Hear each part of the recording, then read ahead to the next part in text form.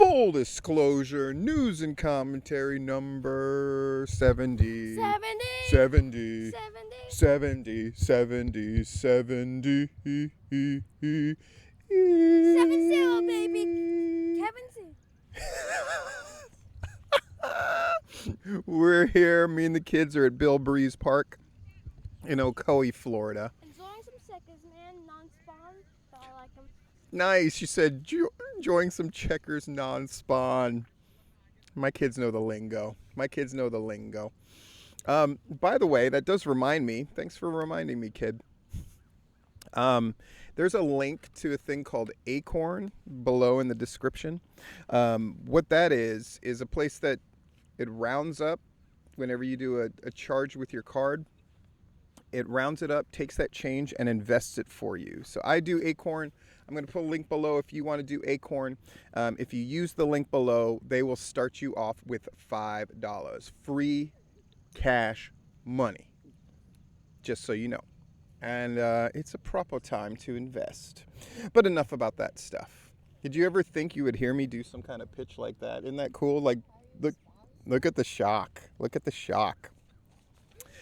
I am sponsored for show by my patrons. You are very much appreciated. Dan, Joe Black, Jeffrey, Southern Honor, Derek, Brett, Diana, Larry, not that one, but the other one, Rob Rod, and Brian. And, of course, our big OG sponsors, Eric, the World Walker, Viral Pro Wrestling, much appreciated. And, of course, the OG, Myron. Myron and Nick, by the way, of course, they're Tapped Out podcast. Really great. There's a million forums. I watch them on YouTube.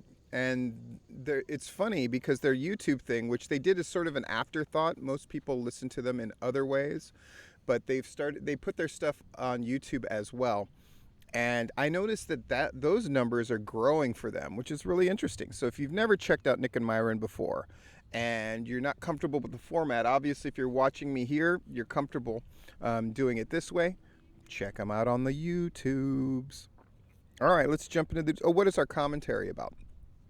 Our commentary is about allocating resources. Is that a sexy sounding topic?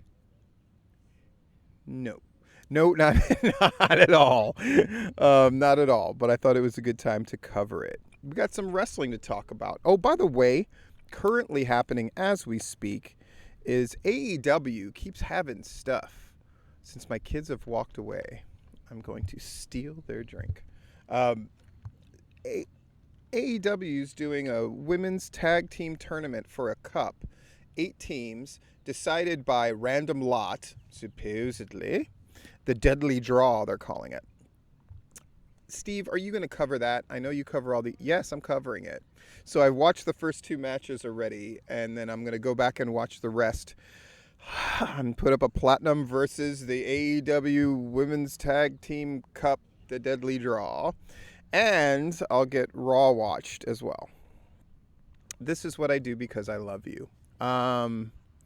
There's actually stuff happening for me as far as wrestling goes, but we'll talk about that hopefully at another time. Renegade Championship Wrestling drew 85. I guess that's COVID friendly enough. But they've been doing that steady work. Like I said, Renegade's been doing their thing. Pro South's doing the thing. I caught the second half of the show, or the show after the intermission. I wasn't blown away necessarily. I'm going to do a more in-depth thing about Pro South. If I get a little time this week, I'm going to watch that show at length and go into more detail. I was happy to see Culprit do his thing. Tyler Culprit did his thing at both Southern Fried, which drew 300. And there's a number of people who contacted me saying the pictures didn't look like it would be 300, etc., etc., etc. Let me put your mind at ease. Larry was there. And Larry counts, physically counts. And in fact, his number is higher than... There were wrestlers who worked the show who said like 200 tops. Guys, wrestlers can't count. Wait, Daddy? Yeah. Is the Larry that one or the other one? Oh, the Larry is that one, not the other one. Yeah. That one, the other one is the one who actually is a patron of mine. But this was the Larry. This was actually that Larry. And he said 300. I believe that 300. But wrestlers can't count crowds. Why can you guys not count crowds? Please stop. So Pro South Southern Fried Renegade did their thing. The number I got for the amount of people who went to Talkin' Shopomania was 100. Talkin' Shopomania, from all accounts, I have not watched it yet, but based on the recommendation of a number of people, I am actually going to. Myron liked the show a lot. Brian Alvarez liked the show a lot. Other people I talked to liked the show a lot for what it was. So kudos to them. About 100 people showed up at the brewery. Again, it wasn't a Southern Violence event, but they obviously helped facilitate things, and Luke Gallows was there, and many a picture was to be had. So good for them. Good for them. Shows are now coming out, and shows are happening. Didn't Gary Lamb... Obviously, Southern Honor has their show at the end of the month, and everybody's waiting for that, of course. But I heard he had a barbecue and brews thing. I hope that went well for him. I think about Gary Lamb when I think about my own situation of like the rug getting pulled out because of COVID, and I know that's happened to a bunch of people. But if it's true that he had a barbecue and brews, I hope it went well. And the wrestling in the States certainly feels like it's coming back. I got the inside skinny today that hopefully PCW is figuring out a way to start running shows again. It feels like we're kind of getting there, albeit slowly. Before we get to the commentary, though, I wanted to talk about a couple of things that kind of came up in conversations I was having with other people, and I'm just going to talk about them here. The notion of leg slapping as something to make fun of. Oh, guys slap their leg to get a noise. Isn't that lame? It's usually like old school advocates dumping on the new school as the sign of, oh, leg slapping. It's like the kind of thing Jim Cornette would get mad about, or Rudy G, or any number of people would make fun of leg slapping. Is leg slapping different than stomping when you throw a punch? Just curious. Is leg slapping so much worse than guys who would do this when they would throw punches? Is it worse than that? No, it seems like it's the same thing. Well, who would do that? I don't know. Why don't you go back? Maybe some of the people that you consider to be the best workers ever? Like, I don't know, Bobby Eaton, did he do that? I don't know. Did other people do that? Is that something that's been done in stage fighting forever and a day? They actually call it a nap, don't they? The notion of making noise... I guess so. Is the complaint that you're slapping the leg? By the way, that's been going on since late 90s, early 2000s, has it not? And it's only become a thing to whine and complain about in the last 3 or 4 years. It's weird to me. What's the thing? It ruins the illusion that it's real? Is that the problem? Because you get a noise to coincide? Huh. Okay, so the same people who complain about leg slapping are often the same people who get mad when people say that wrestling is fake, right? And then they always counter with what argument do they counter with the most? So when you go to a movie, do you say the movie is fake? We don't say movies are fake. Fair, we don't say movies are fake. So what do they do in movies? Do they have somebody there putting sound in the place of things? Like a Foley artist? So when somebody punches somebody, is there somebody inserting that noise? Huh, yeah, there is. Weird. And so in wrestling, where are you supposed to get that noise from? Now, in days where crowds were so enthusiastic, and every punch Dusty Rhodes threw, the crowd would go, ooh, ooh, ooh. But I recall Dusty perhaps... Maybe the crowd made that ooh noise because that's the noise they were accustomed from hearing from punches and the bionic elbow because he stomped on the ring.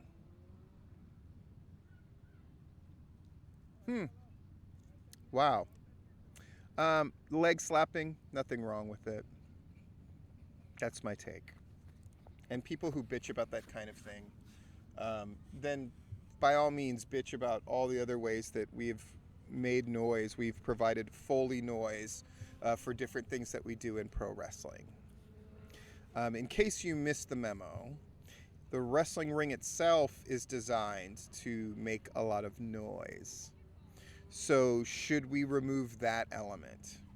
Because it's not realistic, right? It shouldn't make a noise like that clattering, thundering noise. So we should tighten it up, which of course would take some of the flexibility away from the ring, which would make it hurt way more, like rings back in the day did. So should we do that too? You know, those old school rings that shortened guys' careers and made it so they all had to get hip and knee replacements and make a mess of their lives. Should we do that too? Asking for a friend. All right. I got a little blowback and a little response to something I said on the AEW Dynamite, Platinum versus AEW Dynamite, where I did not gush excessively over the MJF State of Wrestling address. I didn't think it was that great. But others did. Jim Cornette said it was just so amazing and so great, which really shocked me. But then he's an MJF homer. And that thing I said about pundits, wrestling pundits, and how they have their favorite things and they advocate for them tirelessly. Jim Cornette's the same as Dave Meltzer. If you're in with Jim Cornette, you are in, and it doesn't matter the quality of your work. He's just going to gush over it, apparently. Well, let me make this clear. Do I think MJF is capable of cutting a great promo? Yeah, absolutely. Do I think that he's taking another crack at it this Wednesday? That's what I hear. And why is he taking another crack at it? Maybe because it didn't go as well as he or somebody else wanted it to. That's my hope. Hearing that music? What? Here's something else that we can't do. At the same time that we can't just overly critique everything, and wrestling pundits tend to shit on everything, and wrestling fans tend to shit on everything to an excessive degree, we also can't call things that are not great. Now, often we're dealing with the ordinary, and we're dealing with a time where a lot of stuff isn't great. And I said something today that immediately resonated, and I wrote it down. And it's something I want you to keep in mind. The ordinary, or merely doing your job, like MJF is a good heel, and he's one of the few that actually does the role as a heel. That doesn't automatically mean that he's the greatest heel of the modern era, just because he is a heel. Not saying that he can't be great, not saying that at times he doesn't do great things, but we can't just immediately write off everything he does as brilliant just because he does it, just because we're at a time where a lot of people don't play a good heel. So what I said earlier was the ordinary appears extraordinary in the absence of greatness. And that's a lot of what we have now. Raw is not great. SmackDown isn't great. But that means when they do something great, or when they do something pretty good, it stands out as great. Like The Fiend coming for Alexa Bliss. It was pretty good. But we tend to want to say, that's great! Because, again, we're an ordinary town where we're not in the midst of greatness. So anything that's done well tends to stand out and fool us into thinking it's great. But don't fool most of all yourself. And the wrestlers and such that are working as these shows are getting going, what I saw in that Pro South show and other clips that I've seen of different shows is things need work. And that's okay. But don't fool yourself into thinking you did greatness. Because we're not in the midst of greatness. We're in the midst of getting things going again. Don't think that the goal is, I'm going to come out and after 5 months and it's going to be the best thing ever. It's not. That's just not how things tend to work. And don't fool yourself. Don't lower your standards. Just look at your stuff and go, all right, I could have tightened this up. I could have done this. Could have had more energy here. Be more critical. Because what you don't want to do is just convince yourself that you're great. I was going to tell this story about this world. I'll just tell the gist of it briefly. And because it really has not much to do with wrestling. There used to be an international film festival in Hawaii. For all I know, they still do it all the time. And they would shut down most, if not all, of the theaters and make them host this thing. And it was great. And different theaters would have movies from different countries. It was a true international film festival. And I was going to a particular movie. And a friend of mine who was supposed to meet the group of us wasn't there yet. So I didn't want them to lose their seats. So I was going to meet them outside. Meet her outside. I think it was my friend Nadia. And she ended up not showing. But I wanted to wait out there diligently for her. And then I got into a conversation with this homeless guy who was a World War II vet. And since he had sort of a captured audience, he just started talking. It's very Hawaii style. You just talk to people. It's whatever. And he told me all these great stories about World War II. And then, and I would see representations or like similar things that he told in his stories that came out much later in movies. But it was so cool listening to him. And he was clearly trying to impart a wisdom to me. And I remember him saying at one point, like some of the stories he told were very dark about how when they came upon German soldiers that were dead, they were chained to their machine guns. They like chained them to their guns so they wouldn't run away. And that some of the people that he was with, if they weren't already dead, would just shoot them dead instead of taking them prisoner because they were so mad about the war and the things German soldiers had done. And then he's like, I want to tell you some happy stories about the war. And I remember him having to think really hard about it.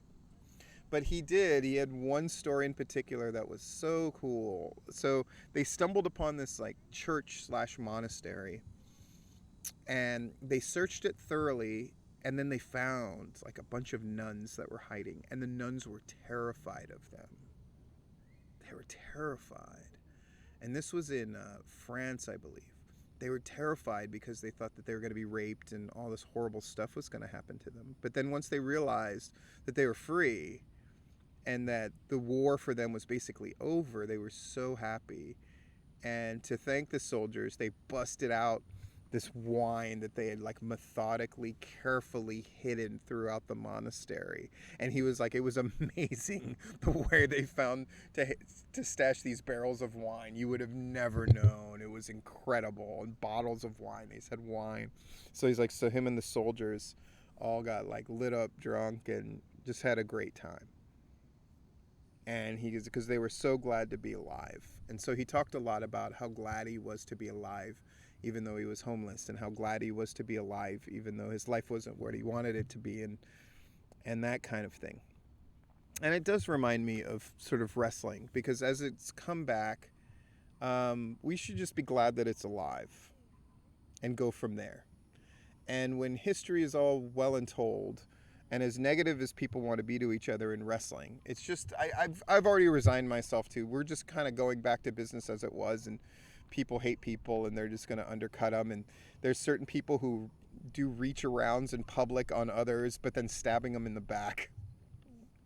It's amazing dexterity that some people in the wrestling business have in that way. But I'm always going to think about that World War II vet that was like, but I want to find some good stuff to talk about, because I think that's important too. And the groups that are out doing their thing, David Manders gave a very emotional speech apparently at the top of the Southern Fried Show, saying like he stopped being a sheriff to become a wrestling promoter.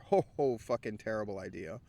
I would have just told him that no matter what. That's always my advice to any number of people. It's just like, I don't. But he's very emotional. I think that emotion was very, very real. We're running shows again, and he feels good about that. And it's not just about money. It really isn't. Commentary. It's not going to be very long commentary. I was once mocked because somebody had asked me, what's the key to running a wrestling promotion that survives? And I said, are you ready for the answer you don't want to hear? And they said, yes. And I said, controlling your costs. And I was derided for that. Other promoters were like, that's terrible attitude. What? My job was to keep PCW running. And we were doing way more shows than anybody, by far. And often those were in not so big venues. And I wanted our show to be bigger than life, which meant money had to be spent somewhat. Now I'm famous for controlling costs, and people can get mad at that all day. But all the people who want to deride how I did business, these are the same schmucks who are currently not in business anymore. Guys like Stranglehold that have never been able to put it together, that have run less shows than I probably did in a good month total. So I don't apologize, right? And that's the case more than ever. Controlling costs is your key to making your shows viable, whatever that means to you. What that means is you have resources, but there's other resources that I want to talk about. The goodwill of your fan base. Every time you lie to your fan base or you don't come through on something that you promise or that you imply, you're using up that resource unnecessarily. Every time you chide your fan base for something or punish them for something, you're using up that resource. Every time you don't live up to your word to an individual wrestler, you're using up that resource in a bad way. Every time you do something that hurts your reputation as a group, you lie about your crowd numbers and all of that, you're using up those resources. But the good news is most of those resources that I've been talking about, you don't have to use them up at all just by living up to your word and not making promises that you can't keep. This is notoriously hard for wrestling people to do, myself included, but it is the key to good business and laying the foundation for being great. So it's something that I want promoters and bookers to think about. Don't dangle things in front of anybody, wrestlers or fans. And if the answer is, I've talked about this more than once, I don't know, then say, I don't know. Hope you guys have a good week. I certainly plan on doing it. I got a lot of wrestling to watch and report on. And frankly, the sun's going down, and me and the kids are going to go get dessert, or at least they're going to go have dessert.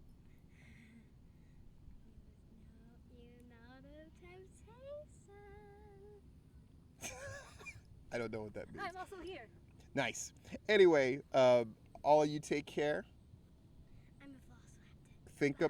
Think about you're a velociraptor. Goodbye. Think about allocating those resources. Best of luck to the shows that are running. And if you've got any questions for Ask Platinum, please send them my way. This has been Full Disclosure.